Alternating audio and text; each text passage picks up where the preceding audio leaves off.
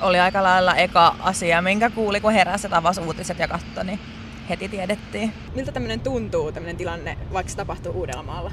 No ei se kauhean mukavalta tunnu, vaikka se edelleen sota ja tämmöinen on hyvin lähellä, mutta kaukana kuitenkin, niin kyllä se mietittää, että koska se iskee tänne. No onhan se aika hurjaa.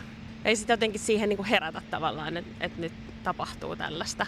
Se on vähän kaksijakoiset tunteet. Hyvä, että tunnistetaan, kun on lentäviä jotain, mutta kuinka me ollaan varautuneena Suomena tällaisiin tilanteisiin, jossa yllättäen olisikin joku muu kuin Ukrainan Venäjälle lähettämä. Toisaalta taas vähän huvittuneesti, että siellähän meni koko Uusmaakin ja lentokentät ja kaikki, että aika iso reaktio myös.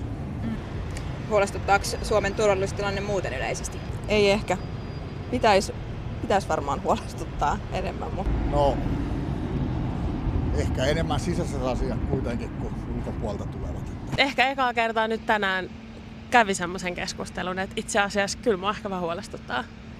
Joo. Siis sama tunne. Ei mitenkään paniikinomaisesti, mutta ehkä semmoinen realistinen tietynlainen huoli kuitenkin. Että ei enää ole semmoiset ruusunpunaiset lasit välttämättä niin kuin tulevaisuudesta, vaan sille realistinen olo, että okei, että mennään päivä kerrallaan vaan ja katsotaan mitä tapahtuu.